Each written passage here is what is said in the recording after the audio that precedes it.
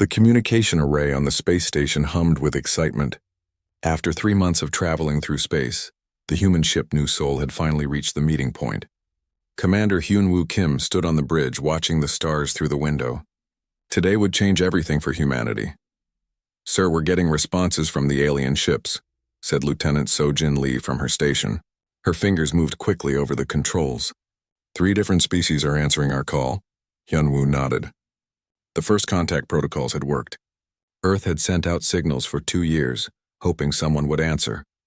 Now finally they had. The main screen lit up with images that made the crew gasp. The first alien looked like living glass. Its body was made of clear crystal that caught the light and threw rainbows across the walls. When it spoke, its voice sounded like wind chimes. "I am Speaker Veltar of the Vorthak Empire," the crystal being said. "We welcome you to the galaxy, small ones." The second alien appeared as a cloud of blue gas floating in a special container. When it talked, the gas swirled and changed colors. "We are the Nelthani Collective.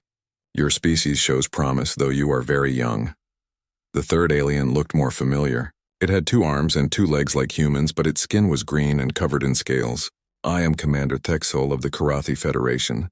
We have been watching your world for some time." Dr. Taehyun Park, the lead scientist, stepped forward. "We are honored to meet you. Humanity has dreamed of this day for centuries. We bring gifts of our culture, our art, our music." The crystal alien made a sound like breaking glass, which the translator said was laughter. "How charming. Primitive art forms. We have seen many young species try to impress us with their simple creations." So Jin felt her face grow hot with anger, but she stayed quiet. The aliens were being rude, but this was too important to mess up. The gas alien swirled faster. "Your biological readings are interesting. Carbon-based life, very fragile. Short lifespan of less than 100 of your years. No natural weapons or armor. You are what we call a soft species." Commander Hyun-woo tried to keep his voice calm. "We may not have claws or thick skin, but humans have other strengths. We are good at solving problems and working together." Of course, said the scaled alien. "All soft species say this. Do not worry. The galaxy has a place for beings like you. We will help you find your proper role." The meeting continued for hours. The aliens showed holographic displays of the galaxy, pointing out the major powers and trade routes. They explained how civilization worked among the stars. Everything was organized, controlled, and peaceful. "The Galactic Council keeps order," explained Speaker Veltar. "Each species has its place based on their natural abilities. The strong protect the weak. The advanced guide the primitive." Dr. Park showed them human achievements. Pictures of Earth's great cities, recordings of music and poetry, examples of human technology. The aliens looked at everything with what seemed like boredom. "Very nice for your level," said the gas alien. "Of course, you will need to replace all of this with proper galactic technology. Your current tools are far too dangerous and inefficient." "Dangerous?" asked Lieutenant So-Jin. "Chemical rockets, nuclear power, kinetic weapons," listed the scaled alien. "Barbaric energy sources that could hurt innocent beings. We will provide you with safe, clean technology that fits your capabilities." The crystal alien's body flashed with different colors. "Based on our initial assessment, humanity qualifies for Category 7 status. This gives you access to 3 star systems and basic trade rights. You will be under the protection of the Zelthani Federation." "Protection?" Hyun-woo asked. "Yes, a simple arrangement. The Federation will keep you safe from hostile forces. In return, you provide raw materials and basic labor. Standard rate is 60% of your production." The humans looked at each other. 60% seemed like a lot, but they were new to this. Maybe this was normal. Dr. Park cleared his throat. "We would like to learn more about galactic science and technology. Human researchers are very eager to study and understand new things." The aliens made more of those breaking glass sounds. "Adorable. But biological limitations make advanced study impossible for soft species. Your brains simply cannot handle the complexity. We will provide you with simplified versions suitable for your mental capacity." So-Jin bit her tongue to keep from saying something rude. Back on Earth, she had 3 degrees in physics and had helped design the ship they were riding in. But arguing would not help anyone. The meeting moved to the space station's conference room. The human delegation sat on one side of a long table, while holographic projections of the aliens appeared on the other side. "Let us discuss the practical matters," said Commander Thexol.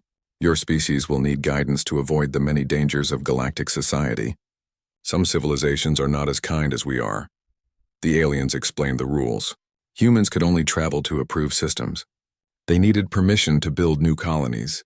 All technology had to be approved by the Federation. Any disputes would be settled by galactic law, not human law. "What if we disagree with a decision?" asked Commander Hyunwoo. "Soft species rarely understand the complexity of galactic affairs," the crystal alien replied. "It is better to trust those with more experience. We have been spacefaring for thousands of your years." The gas alien swirled thoughtfully. "Your species shows potential for certain types of work. Mining, farming, basic manufacturing. With proper guidance, you could become useful members of galactic society."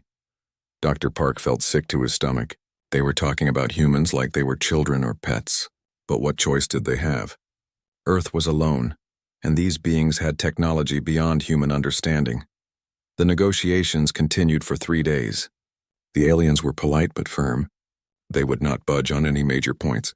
Humanity could take their offer or be left alone in a galaxy full of unknown dangers. Finally, Commander Hyunwoo signed the agreement. The aliens seemed pleased with themselves, like adults who had just taught a child an important lesson. "Welcome to galactic civilization," said Speaker Veltar. "We are sure you will find your place among us." As the human ship prepared to return to Earth, Sojin stared out at the alien vessels. They were beautiful and obviously advanced, but something felt wrong. The aliens had not asked a single question about human history, culture, or abilities. They had just assumed they knew everything about humanity from a few scans and tests. "What do you think?" asked Dr. Park quietly. "I think," Sojin said slowly, "they have no idea what humans are really like." The new soul turned toward home carrying news that would change Earth forever. But the aliens had already forgotten about the small ship and its soft, weak crew. They had more important matters to attend to. 6 months had passed since the signing. The aliens had kept their word, sort of. Human ships now traveled to 3 star systems, all of them empty except for rocks and gas. The advanced technology they received turned out to be simple mining equipment and basic life support systems. Engineer Ji-hoon Choi sat in his workshop on the human colony of New Busan, staring at a piece of alien machinery. The device was supposed to be a power generator, but it was the most inefficient thing he had ever seen. It used 10 times more fuel than it should and produced half the energy of a human fusion reactor. "This is garbage," he muttered to himself. "My grandfather could build something better in his garage." His assistant, young Kyung-min Han, looked up from another device. "The alien supervisor says we're not smart enough to understand real technology. He says this is the best our brains can handle." Ji-hoon laughed bitterly. "Kextai wouldn't know good engineering if it bit him on his scaly behind." The alien supervisor in question was a reptilian Karathi who had been assigned to guide human technological development. Kextai treated all humans like they were barely intelligent animals. Every time Ji-hoon tried to suggest improvements, the alien would pat him on the head and explain why soft-brained species couldn't understand complex concepts. Meanwhile, on the research station orbiting Earth, Dr. Hyun-ha Song was making discoveries that disturbed her. She had been studying alien biology samples, trying to understand the beings humanity now served under. "Computer, show me the Vorthak crystal structure analysis," she said. The holographic display showed the internal makeup of the crystal aliens. What she saw made her gasp. The Vorthak were incredibly fragile. Their bodies were made of a silicon compound that would shatter like glass if hit with even a small hammer. A human child could break a Vorthak adult just by throwing a rock. "Show me Nelthani atmospheric requirements," she continued. More shocking information appeared. The gas aliens could only survive in very specific conditions. The wrong temperature, pressure, or gas mixture would kill them instantly. Earth's normal atmosphere would be deadly poison to them. And the Karathi physical structure? Even the reptilian aliens, who seemed the toughest, had serious weaknesses. Their scales looked impressive, but were softer than human skin. Their bones were hollow like bird bones, making them much weaker than they appeared. Dr. Song sat back in her chair, confused. These were the superior beings who looked down on humanity? They were more fragile than newborn babies. On the diplomatic station near Jupiter, Captain Dongmin Yu was dealing with a different problem. Alien ships had been entering human space without permission. claiming they were conducting surveys or checking for safety violations. "Sir, we have another unscheduled visit," reported Communications Officer Min Jung Kim. "It's a Nelthani science vessel. They say they're testing our atmospheric conditions for contamination." Dong Min rubbed his forehead. This was the 5th surprise inspection this month. The aliens were clearly testing human responses, seeing how much they could push before humans pushed back. "Send them the standard message. Ask for their permits and flight plans." They say they don't need permits. Galactic law gives them the right to ensure compliance with safety standards. It was always the same. The aliens would do whatever they wanted, then quote some galactic law that humans had never seen or agreed to. When humans complained to the Galactic Council, they were told to trust in the wisdom of elder species. Back on New Busan, Ji-hoon had made a breakthrough. Working in secret, he had completely redesigned the alien power generator. His version was smaller, more efficient, and produced 3 times the energy output. "Kyungmin, look at this," he called excitedly. The younger engineer examined the device with wide eyes. "How did you do this?" "Simple physics," Ji-hoon replied. "These aliens might be old, but they're not very smart. Their technology is like something from our history books. We had better designs 50 years ago." When Kextai arrived for his weekly inspection, Ji-hoon showed him the improved generator. The alien's scaled face wrinkled in confusion. "This is impossible," Kextai said. "Soft-brain species cannot improve upon galactic technology." "But it works," Ji-hoon insisted. "Look at the energy readings." The alien stared at the numbers for a long time. Finally, he shook his head. "You must have made an error. Perhaps you damaged the original device. I will have it replaced with a proper unit." Ji-hoon watched in anger as the alien had his improved generator thrown away. Clearly, the aliens were not interested in learning anything from humans. Dr. Song was having similar problems. When she tried to share her biological research with alien scientists, they dismissed her findings as impossible or measurement errors. The idea that they might be weaker than humans was something they could not accept. Dr. Song called her assistant, researcher Bo Young Park. "I've found something interesting in the historical records." "What is it?" "I've been studying galactic history, looking at how these species developed. The Vorthak evolved on a world with very low gravity and no predators. They never had to fight for survival. The Nelthani developed intelligence while floating in gas clouds, never facing any physical challenges. Even the Karathi came from a world where they were the only intelligent species." Dr. Song understood immediately. They never had to compete, they never had to struggle. Exactly. They developed technology to make their lives easier, not to fight or survive. Look at Earth's history compared to theirs. The comparison was startling. While alien species had spent millions of years in peaceful development, Earth had been a battlefield. Humans had fought ice ages, natural disasters, predators, diseases, and each other. Every generation had been tested by challenges that would have destroyed the alien civilizations. Meanwhile, Captain Yu was reporting another incident to Earth Command. A Karathi patrol had accidentally fired on a human mining station, claiming they thought it was an asteroid. No one was hurt, but the message was clear. "They're getting bolder," he told Admiral Insu Chang over the communication link. "These aren't accidents, they're testing our responses." "What do you recommend, Captain?" "We need to start pushing back, not with violence, but with strength. Show them we're not as soft as they think." The Admiral was quiet for a moment. "The government is still hoping for peaceful coexistence. They don't want to anger our new galactic neighbors. Sir, with respect, these aren't neighbors, they're bullies, and bullies only understand one thing." Back on New Busan, Ji-hoon had started a secret project. Using salvaged parts and human ingenuity, he was building weapons. Not alien weapons, but human designs adapted for space combat. He told himself it was just in case, just for protection. Dr. Song was working on her own secret project, mapping alien weaknesses and developing countermeasures. If humanity ever needed to defend itself, her research would be invaluable. Neither of them talked about their work with the alien supervisors. Both of them had the growing feeling that the galaxy's peaceful civilizations were not as friendly as they pretended to be.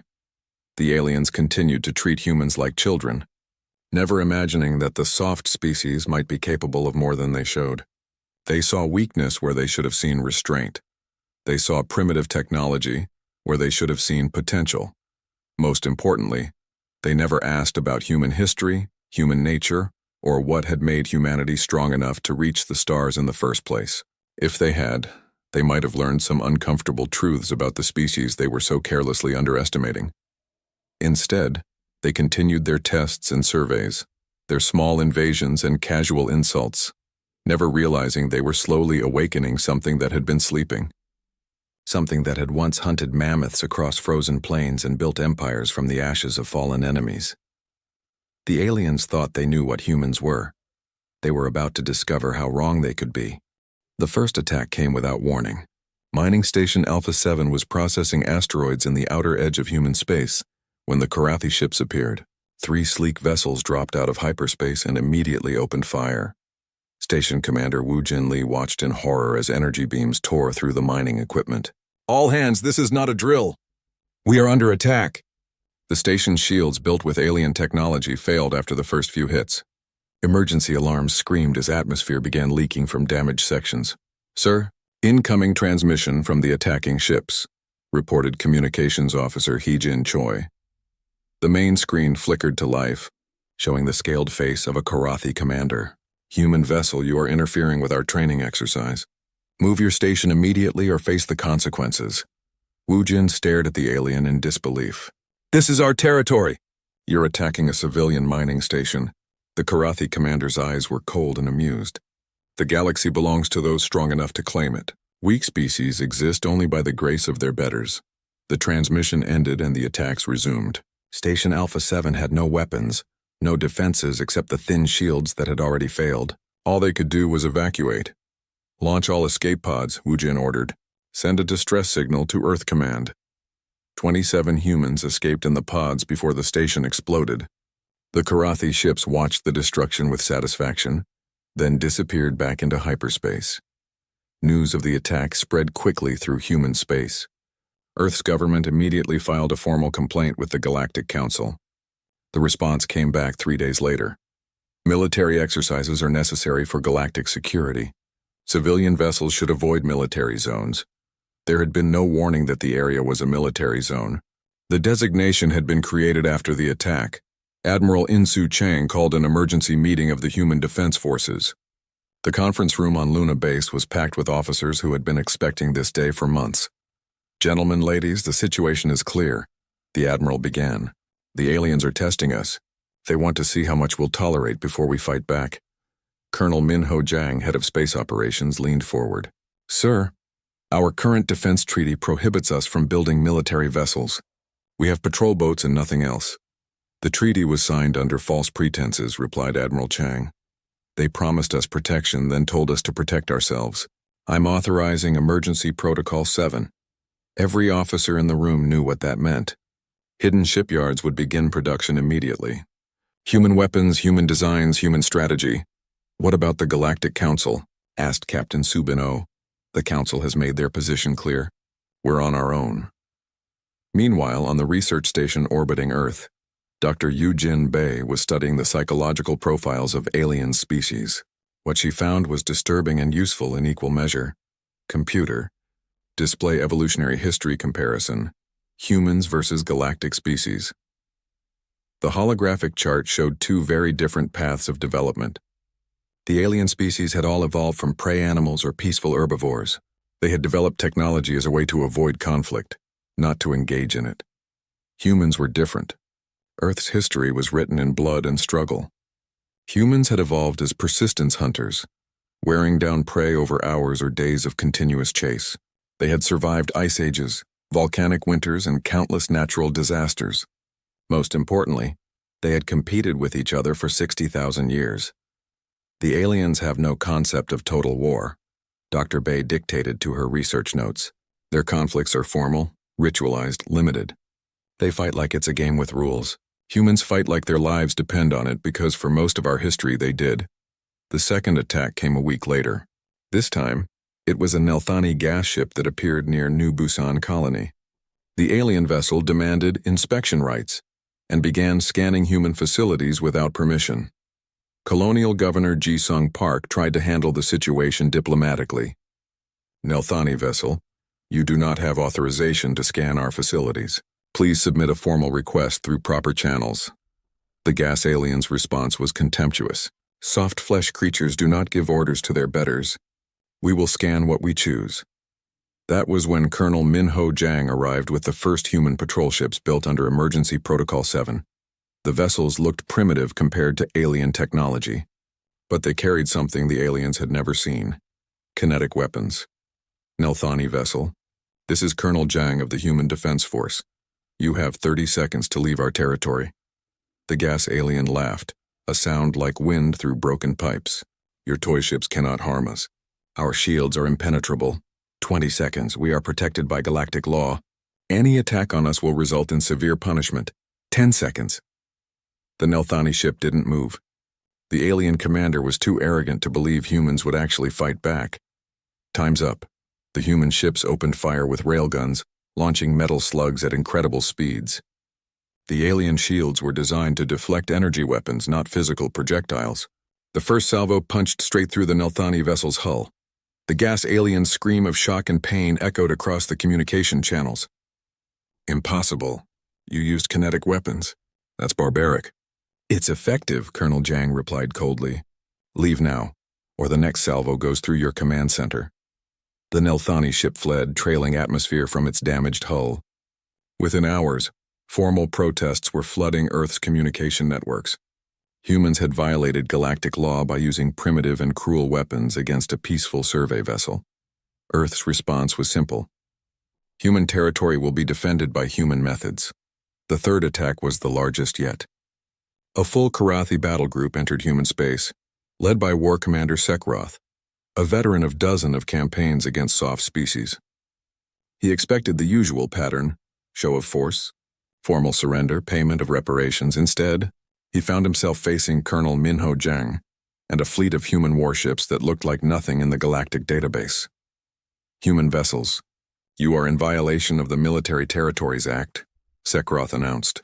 Surrender immediately and prepare for pacification. Colonel Jang's response surprised him. Karathi ships, you are trespassing in human space. You have one chance to withdraw. You cannot threaten us. We are superior in every way. The human fleet spread out in a formation the Karathi commander didn't recognize. It looked chaotic, undisciplined. But when the battle began, Sekroth learned the difference between chaos and unpredictability. Human ships didn't fight like galactic vessels. They used ramming attacks, suicide runs, and weapons combinations that violated every rule of civilized warfare. When Karathi ships tried to surrender, humans ignored them and kept firing. When aliens attempted to retreat, human vessels pursued them relentlessly. Most shocking of all, humans seemed to expect casualties. When the cruiser Soul Pride was destroyed, the other human ships didn't retreat or mourn. They used the explosion as cover for another attack. Sekroth had fought many battles, but never against an enemy that treated death as an acceptable price for victory. By the time his fleet escaped, he had lost half his ships and most of his confidence. What are these creatures? He asked his surviving officers. Security Chief Krangtar, nursing wounds from crystal shrapnel, shook his head. They fight like they enjoy it. The battle reports reached the Galactic Council within hours. For the first time in centuries, a Category 7 species had not only resisted pacification, but had actually won. Emergency sessions were called. Diplomatic notes were exchanged. Threats were made and ignored. But in the quiet meeting rooms where real decisions were made, alien leaders were beginning to ask uncomfortable questions. Who were these humans? Where had they come from? And why had no one bothered to study them properly before making contact? Dr. Yu-Jin Bei could have answered those questions, but no alien had ever asked her. They were about to learn the hard way that some questions should be asked before it's too late to change the answers. The humans were no longer hiding their true nature. The galaxy was about to discover what happens when you poke a sleeping predator one too many times.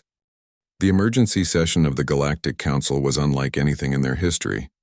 For the first time, a Category 7 species had not only refused pacification, but had actually defeated superior forces in battle. Speaker Veltar of the Vorthak Empire stood at the center of the crystal chamber, his body flickering with agitated colors. The human infestation must be contained immediately. They have violated every principle of galactic civilization. Collective mind Nithara of the Nelthani swirled in her gas container, purple clouds of anger darkening her form. They used kinetic weapons, physical projectiles. Such barbarism has not been seen for millennia. War Commander Sekroth, still nursing his wounds from the recent battle, hissed his agreement. These creatures fight without honor, without mercy. They ignore surrender. They accept death. They use their own ships as weapons. But High Counselor Zethkol, eldest of the Vorthak, pulsed with a different pattern of light.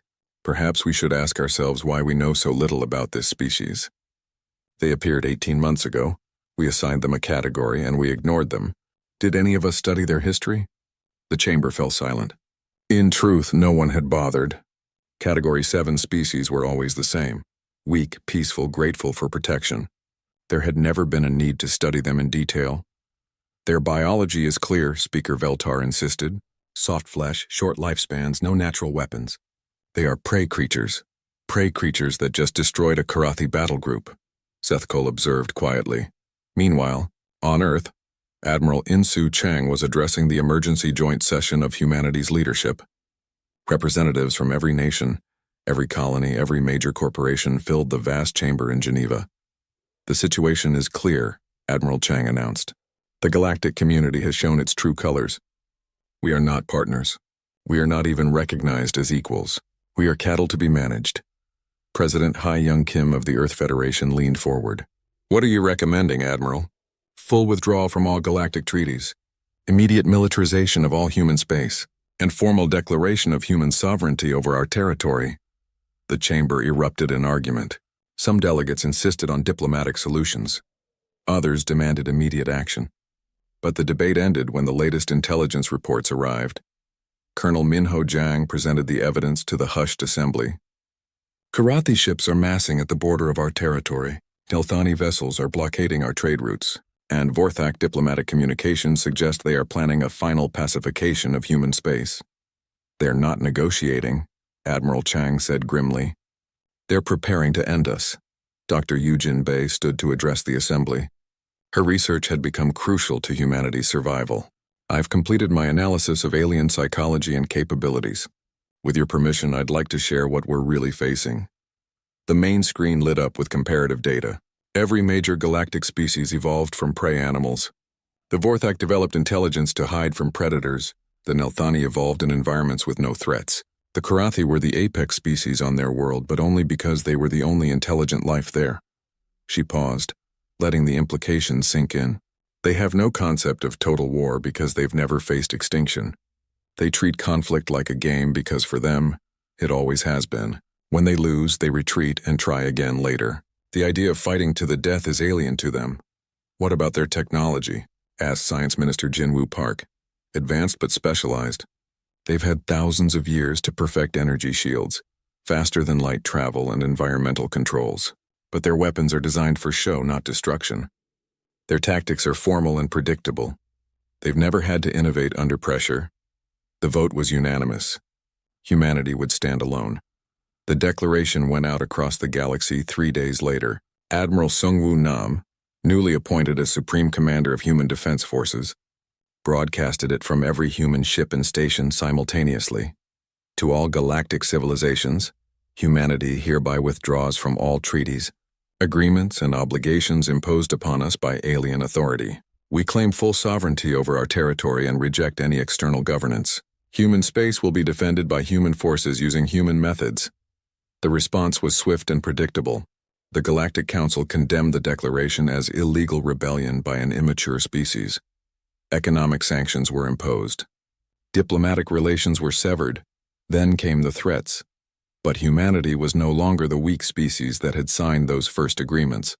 In hidden shipyards throughout human space, a new kind of military force was taking shape. Engineer Hyorin Kim stood in the massive construction bay on Ceres Station, watching the final assembly of humanity's first true warship. The Incheon Fury was unlike anything in the Galactic Fleet databases. "It's beautiful," breathed her assistant, Young-Soo Lee.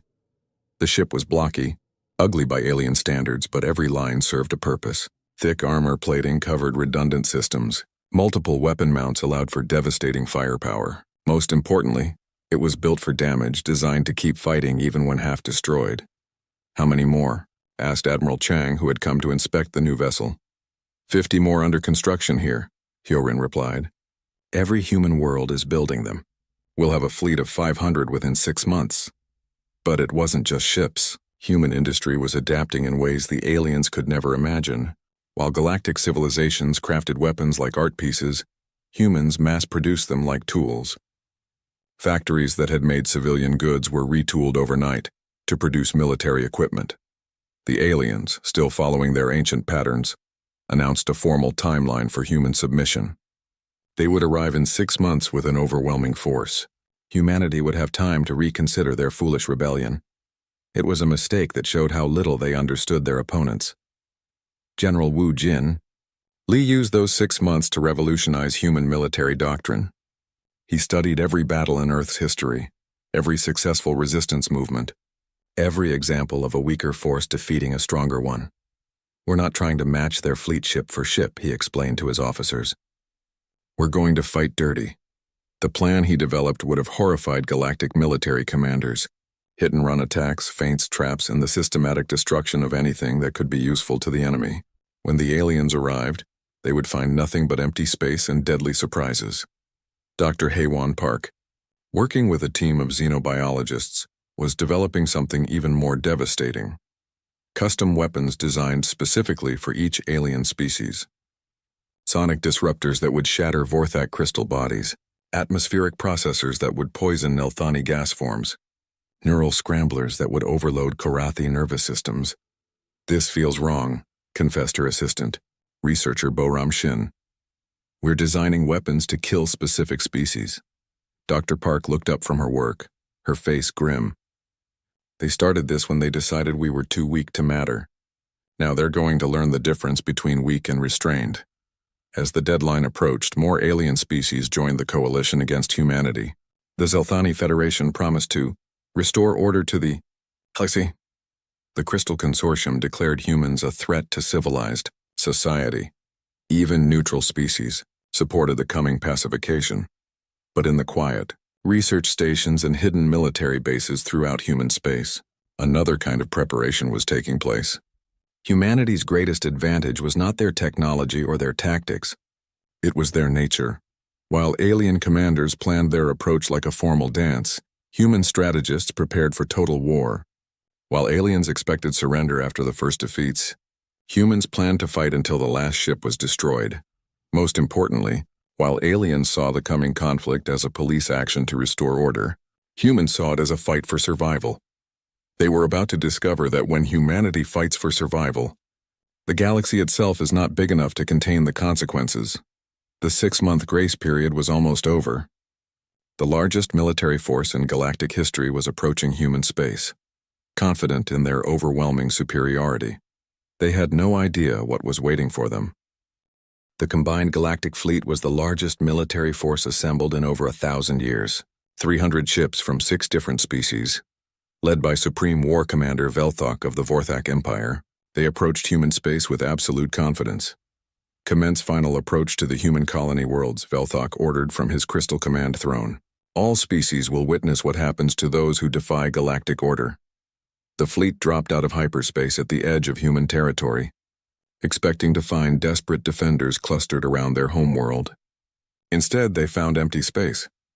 "Sir, long-range sensors detect no human vessels," reported Scanner Prime Yektel. "The colony worlds appear abandoned." Velthok's crystalline body flickered with confusion. "Impossible. Intelligence reports indicated millions of humans in this system." What they didn't know was that Admiral Kyung-Soo Cho and the human fleet were watching them from hidden positions among the asteroids. The humans had spent 6 months preparing for this moment, and their strategy was nothing like what the aliens expected. "All ships, maintain communication silence," Admiral Cho whispered into his command headset. "Let them come to us." The alien fleet moved deeper into human space, growing more confused with each empty system they encountered. Where were the desperate defenses? Where were the panicked civilians begging for mercy? On the flagship of the Nelthani contingent, Collective Commander Gaskell swirled with uncertainty. This behavior is unprecedented. Soft species always cluster around their home bases when threatened. Perhaps they have already surrendered, suggested his tactical advisor.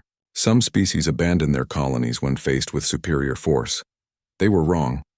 The humans hadn't surrendered or fled. They had simply learned from history.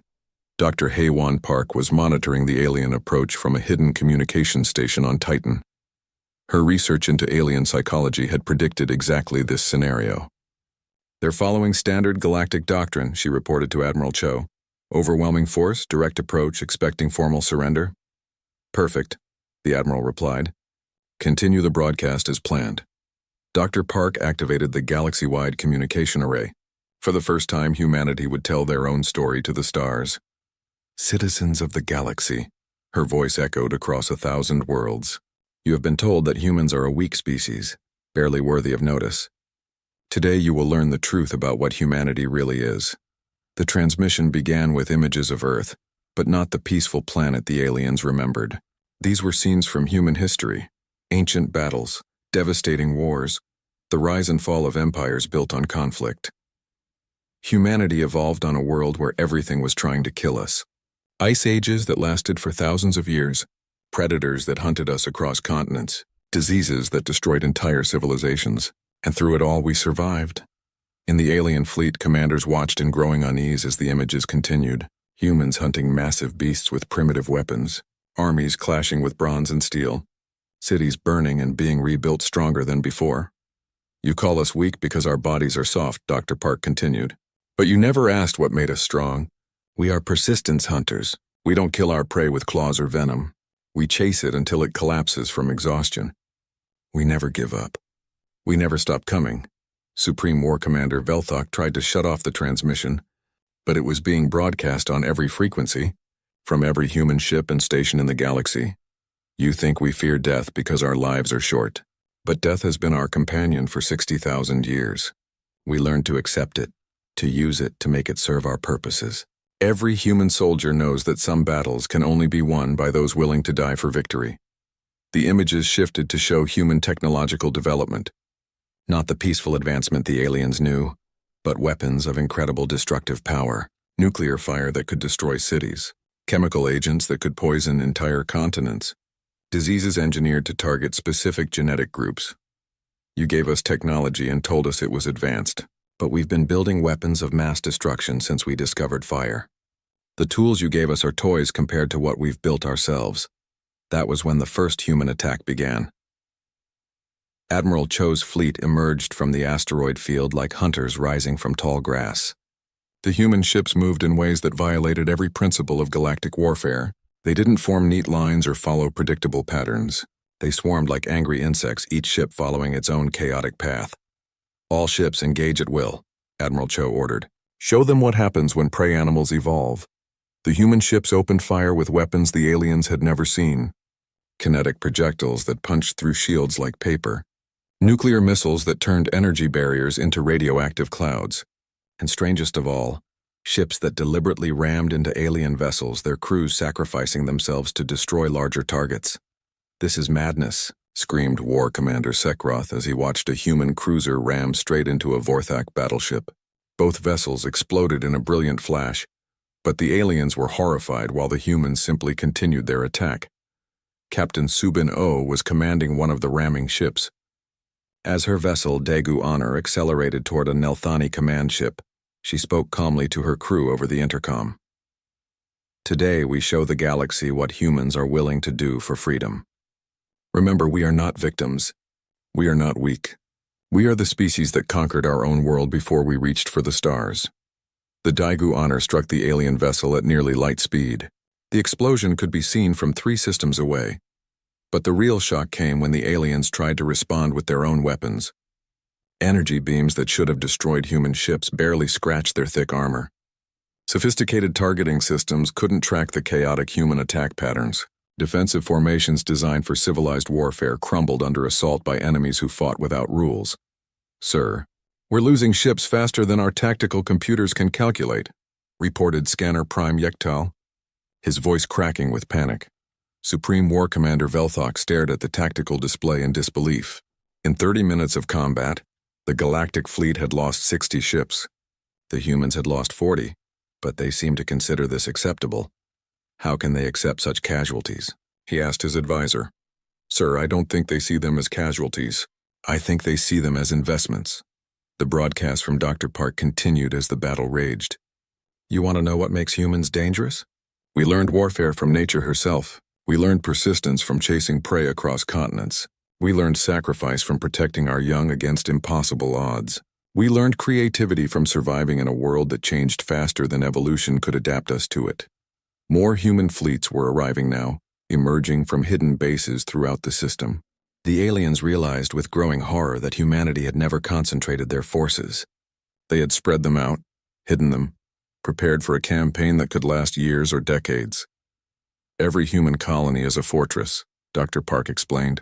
Every human ship is a weapon. Every human citizen is a potential soldier. We don't have armies. We are an army. Admiral Cho opened a communication channel to the alien fleet. Galactic Forces. This is Admiral Kyung-Soo Cho of the Human Defense Fleet. You came here expecting to find weak creatures begging for mercy. Instead, you found us. His image appeared on screens throughout the alien fleet.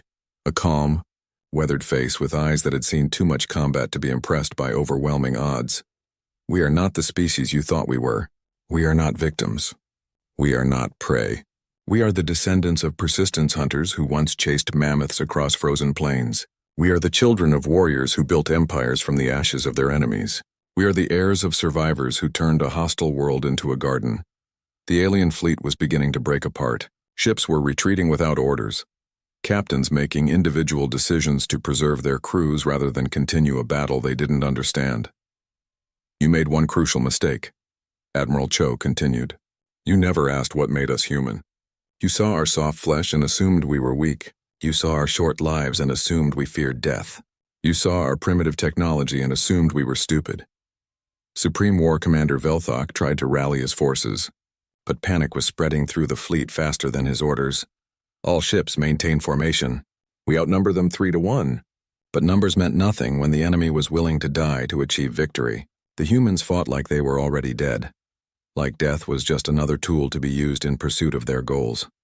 Sir, recommend immediate withdrawal, his tactical advisor suggested. We need time to study these new tactics, develop countermeasures. Velthok's pride warred with his survival instincts. Finally, Survival 1. All ships withdraw to hyperspace. We will regroup and...